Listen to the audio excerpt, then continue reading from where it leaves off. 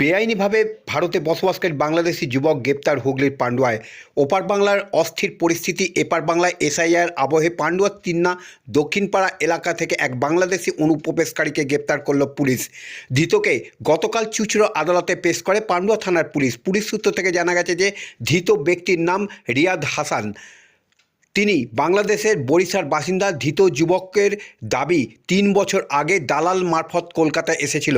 কলকাতার টালিগঞ্জ এলাকা থেকে বেশ কিছুদিন হলো পান্ডুয়ার তিন্না এলাকায় এসেছে। স্থানীয়দের সন্দেহ হয়, পুলিশকে খবর দেয়।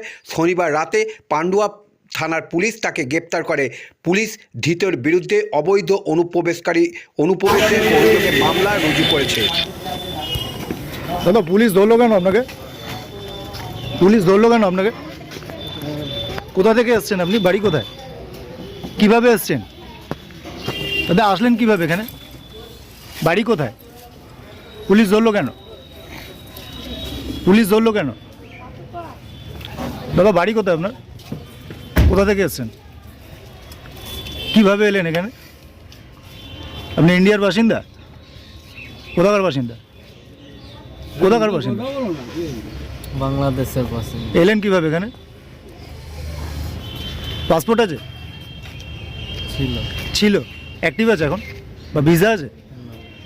এলেন কিভাবে দেশে? দালাল মারফত এসছেন? আচ্ছা, কি নাম? হাসান। কি হাসান? রিয়াদ হাসান। বাড়ি কোথায়? বাংলাদেশ। বরিশাল। কতদিন আছেন এখানে? 3 বছর। 3 বছর। কোথায় থাকতেন? কলকাতা। কলকাতাতে। পান্ডুয়ায় কতদিন? পান্ডুয়ায় পরিচিত লোক আছে, ওর সাথে মিট করতে এসেছিলেন। কলকাতার অ্যাড্রেস কোথায়?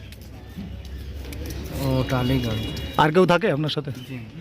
আপনার সঙ্গে আর কেউ এসছে? না।